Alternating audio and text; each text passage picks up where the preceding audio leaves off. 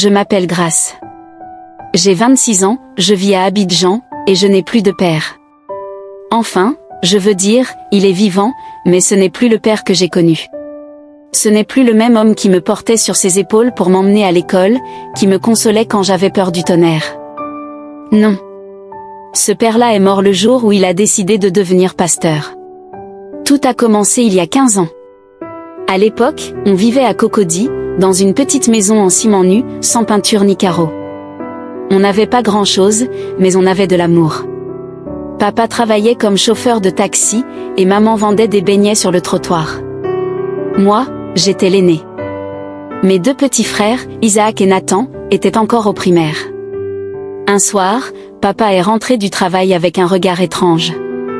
Il avait toujours été un homme joyeux, plein d'humour, mais ce soir-là, il était silencieux. Il a mangé sans parler, puis il est allé s'enfermer dans sa chambre. J'ai entendu maman frapper à la porte. « Chérie, tout va bien ? Laisse-moi.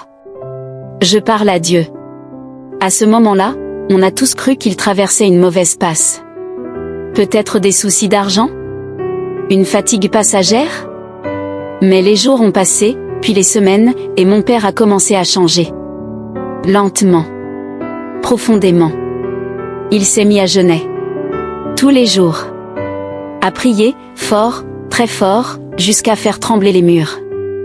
Il parlait en langues étranges, criait dans la nuit. Il a commencé à organiser des petites séances de prière dans notre salon. Au début, c'était juste 2 ou 3 voisines. Puis 5. Puis 10. Et un jour, il a quitté son travail. Dieu m'a appelé. Je ne suis plus chauffeur. Je suis désormais son serviteur. Maman a pleuré ce jour-là. Elle a crié, supplié, tenté de lui faire entendre raison. Mais papa n'a rien voulu savoir. « Tu n'as pas la vision, femme ? Dieu m'élève pour être un apôtre dans cette génération. » Il a commencé à imprimer des flyers, à organiser des croisades dans le quartier.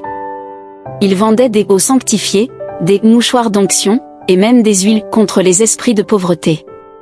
On avait du mal à manger, mais lui, il construisait sa vision. Maman travaillait jour et nuit. Elle ne disait rien, mais ses yeux parlaient pour elle. Une fois, je l'ai entendu prier en pleurant, seule dans la cuisine. « Seigneur, s'il est vraiment ton serviteur, ouvre-lui une vraie porte. Sinon, ramène-moi mon mari. » Mais Dieu est resté silencieux. Et mon père, lui, gagnait en popularité. Les gens commençaient à venir de loin pour ses prières. Il prophétisait sur les couples, imposait les mains sur les malades, donnait des révélations très précises. Certains disaient qu'il voyait dans le monde invisible. Un jour, une femme riche est arrivée en voiture. Une grosse 4x4 noire, vitre teintée. Elle s'appelait Maman Justine. Elle a donné une grosse offrande à papa. Très grosse. J'ai vu la liasse de billets. Neuf, épais. J'ai vu les yeux de papa briller. Et j'ai compris, à cet instant, que quelque chose venait de se briser. Maman a encore protesté. Elle voulait qu'on pense à nos enfants. À notre avenir. Grace est intelligente. Elle peut réussir ses études si on l'inscrit dans une bonne école. Mais papa a hurlé. Laisse-moi bâtir l'autel de Dieu d'abord. Et peu à peu, il est devenu un autre homme. Il a arrêté de nous appeler par nos prénoms. Il nous appelait filles de Sion, enfants d'Israël. Il ne mangeait plus avec nous. Il avait des temps de consécration. Il dormait seul, mangeait seul, vivait seul. Un jour, il a regardé ma mère avec mépris. « Tu es un obstacle dans mon ministère. » Et quelques semaines plus tard, il a ramené une autre femme à la maison. Une prophétesse. Plus jeune. Très claire de peau. Coiffée comme une star de télé. Dieu m'a donné une nouvelle aide. Maman a fait ses bagages. En silence. Sans un mot. Elle a pris Isaac et Nathan, et elle est partie. Moi, je suis restée. Parce que je voulais comprendre. Parce que je n'arrivais pas à croire que Dieu puisse briser une famille pour bâtir une église. Papa a ouvert un centre de délivrance dans un quartier chic. Les gens affluaient. Il faisait des directs sur Facebook, des vidéos sur YouTube. Les voitures de luxe remplissaient le parking. Des femmes venaient en tailleur Chanel, en perruque brésilienne. On parlait de lui partout. L'homme de Dieu qui révèle les secrets. Le prophète qui guérit les tumeurs par téléphone. Et moi, je vivais avec lui, dans l'ombre. Je n'étais plus sa fille. J'étais sa servante. Je nettoyais l'église. Je préparais les décoctions. Je notais les noms des partenaires financiers. Mais une nuit, tout a changé. C'était un jeudi soir. Le culte venait de se terminer. Papa était monté dans sa suite privée avec la prophétesse. Les fidèles étaient partis. Moi, je terminais de nettoyer le temple, balai à la main, seul sous la lumière blanche des néons. Je m'apprêtais à ranger les derniers mouchoirs d'onction quand j'ai entendu un bruit. Un cliquetis. Comme une serrure qui se referme mal. C'était la porte du bureau de papa. Celui qui était toujours fermé à clé. Celui où personne, je dis bien personne, n'avait le droit d'entrer, pas même les anciens de l'église. Je me suis approchée. La poignée était entr'ouverte. Mon cœur battait vite. Très vite. Je savais que c'était une limite à ne pas franchir. Mais quelque chose en moi, une voix, me disait, « Entre, Grâce, entre et découvre. » J'ai ouvert doucement la porte.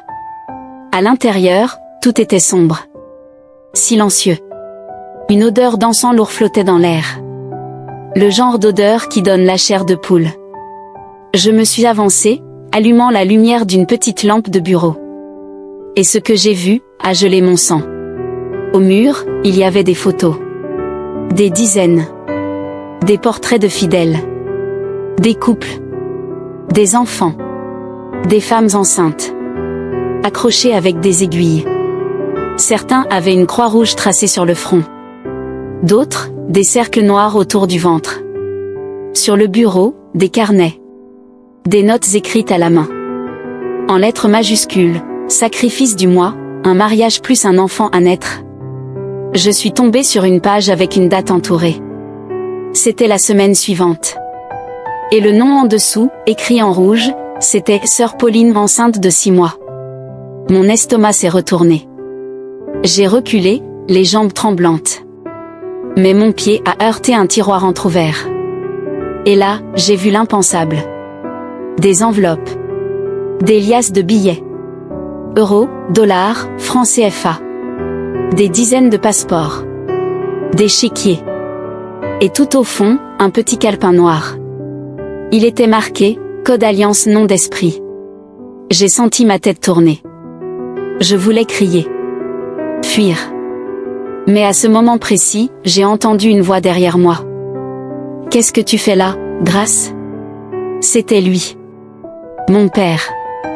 Ou plutôt, l'homme qu'il était devenu. Il était debout, dans l'ombre. Vêtu d'une longue tunique blanche. Mais ses yeux, n'avaient plus rien d'humain. Ils étaient sombres. Froids. Comme ceux d'un serpent. Je n'ai pas bougé. Ma gorge était sèche. Mes mains tremblaient. Tu n'aurais pas dû entrer ici. Ce lieu est sacré. C'est un autel de sang. C'est un endroit maudit. Tu appelles ça sacré? Il s'est avancé lentement. Très lentement. Tu ne comprends pas. Ce que j'ai, ce que nous avons, ce n'est pas un simple ministère. C'est une autorité. Une alliance. Un contrat divin. C'est un pacte démoniaque. Tu sacrifies des vies. Tu joues avec le destin des gens. Il m'a fixé avec une tristesse glaciale. Grâce, tu ne sais rien. Ces gens viennent à moi pour la prospérité. Et je la leur donne. Mais tout a un prix. Tout. Même la bénédiction. Je suis sortie en courant. En pleurant. En suffoquant. Je ne suis pas rentrée chez lui ce soir-là. J'ai dormi dehors. Sur un banc, près du rond-point Liberté 6. Des passants m'ont regardé, mais personne ne m'a parlé. C'est ce jour-là que j'ai compris une chose, dans cette ville, la vérité dérange. Et ceux qui la portent sont toujours seuls. Quelques semaines plus tard, Je vivais désormais chez ma tante, à Yamoussoukro. Elle m'a accueilli sans poser trop de questions. Elle savait, elle aussi, que mon père avait changé. Mais elle n'osait jamais en parler. Trop dangereux. Trop risqué. Un soir, je regardais la télé dans son salon. Et là, je vois papa. En direct. Sur une chaîne nationale. Micro en main. Devant une foule immense.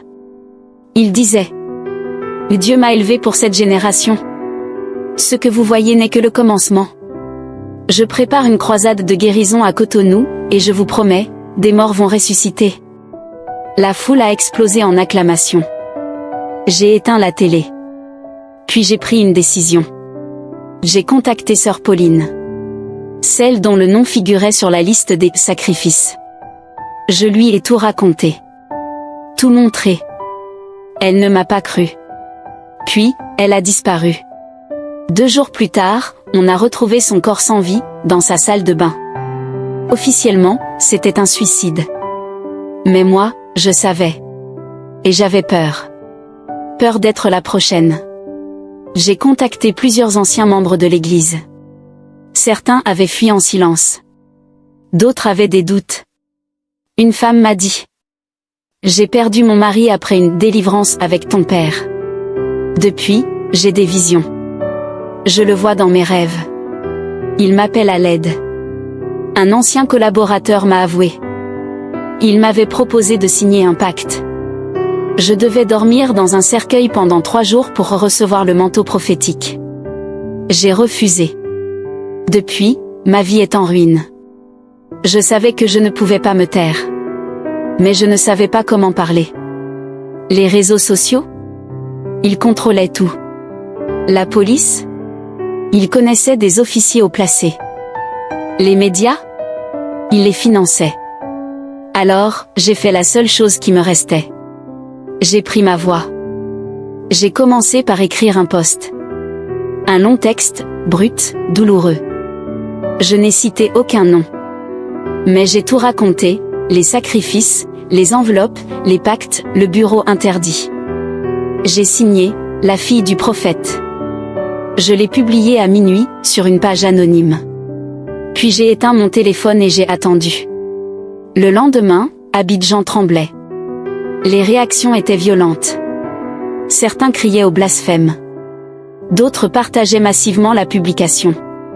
Le nom de mon père revenait dans tous les commentaires, même si je ne l'avais pas mentionné. Les gens savaient. Ils avaient deviné. En quelques heures, le post avait été partagé plus de 80 000 fois. Des radios en parlaient. Des influenceurs prenaient position. Le scandale était lancé. Mais le plus dur, c'était d'affronter les conséquences. L'invisible mur. J'ai reçu des appels anonymes. Des menaces. Des messages comme: Tu veux salir l'homme de Dieu? Tu mourras comme les autres. Repens-toi avant que le feu ne te consume. Un soir, en rentrant de l'école, j'ai senti qu'on me suivait. 2 hommes à moto. Casque noir. Regard fixe. Ils n'ont rien dit, mais j'ai compris. J'ai couru. J'ai crié. J'ai frappé à une porte au hasard. Une vieille dame m'a sauvée ce soir-là. Je ne dormais plus. Je n'avais plus d'appétit. Je pleurais. Je doutais même de moi. Mais un jour, un message a tout changé. C'était une femme. Elle m'a écrit: Grâce, je suis l'ancienne secrétaire de ton père. Tout ce que tu dis est vrai. J'ai des preuves. Des enregistrements. Je veux t'aider. Elle s'appelait Awa. Elle avait travaillé 3 ans dans le centre prophétique de papa. Elle m'a montré des dossiers. Des noms. Des vidéos prises en cachette. Des preuves irréfutables. Dans une vidéo, on voyait mon père allumer une bougie noire et prononcer des incantations dans une langue étrange. Une autre montrait une réunion nocturne avec des hommes riches et puissants. L'un d'eux disait: Le prochain sacrifice doit être un enfant handicapé. C'est plus puissant. Mon sang s'est glacé. Awa et moi avons décidé de tout remettre à un journaliste d'investigation. Un vrai. Un homme intègre, que la peur n'achetait pas. Il s'appelait Monsieur Djibril Sow. Quand on l'a rencontré dans son bureau, il nous a regardé longuement. Puis il a dit: ce que vous apportez est explosif. Si je publie ça, je dois envoyer ma famille à l'étranger. Mais il l'a fait. Parce qu'il croyait à la vérité. Une semaine plus tard, la vidéo est sortie. Titre: Les ténèbres derrière l'onction, révélation sur un pasteur très suivi à Abidjan. La vidéo durait 27 minutes. Le visage de papa n'était pas flouté. Les témoignages étaient poignants. L'audio, irréfutable. Et moi, j'y apparaissais. À visage découvert. J'ai dit, les yeux pleins de larmes: je suis sa fille. Et je ne veux plus me taire. Je préfère être orpheline que complice. L'explosion a été instantanée. Le lendemain, les autorités ont fermé son centre. Des membres influents de son entourage ont fui le pays. Des fidèles ont brûlé leurs mouchoirs sanctifiés. D'autres ont fait des confessions publiques. J'avais vendu ma maison pour financer l'onction. Je vivais dans la rue pendant qu'il dormait dans les hôtels 5 étoiles. Il m'a dit de divorcer de mon mari parce qu'il était maudit. Aujourd'hui je vis seule, et lui, il a refait sa vie avec une autre. La prophétesse, elle, avait disparu. Introuvable. Quant à papa, il a été convoqué par la justice. Refusant de répondre, il a déclaré: on veut crucifier loin de l'Éternel. Mais personne n'arrête la lumière. Et il a fui. On dit qu'il serait au Ghana. Ou peut-être en Afrique du Sud. Personne ne sait vraiment. Moi, j'ai repris ma vie. J'ai réintégré l'université. Je fais des études en psychologie. Je veux comprendre comment les gens tombent dans la manipulation spirituelle. Je donne des conférences dans des écoles. Je témoigne dans des séminaires. Je ne suis pas devenue une star. Je ne suis pas riche. Mais je suis libre. Ma mère m'a dit un jour: tu es plus forte que moi. Moi, j'ai fui. Toi, tu as affronté. Mes frères m'aiment, me protègent. On est une vraie famille aujourd'hui. Une famille brisée, mais reconstruite avec des pierres vraies. Derrière certaines bénédictions, il y a du sang. Derrière certains miracles, il y a des pactes. Tout ce qui brille n'est pas divin. Aujourd'hui, j'ai compris que la foi n'est pas un spectacle. Ce n'est pas une affaire de bruit, de costumes blancs ou de promesses de richesse. La foi, c'est l'amour. Le respect. La vérité. Alors avant de crier Amen, regardez bien ce qu'il y a derrière l'autel. Si cette histoire vous a touché, si vous pensez qu'elle peut ouvrir les yeux de quelqu'un, alors abonnez-vous à cette chaîne. Laissez un commentaire pour dire ce que vous en pensez, ou simplement écrire « Je choisis la vérité ».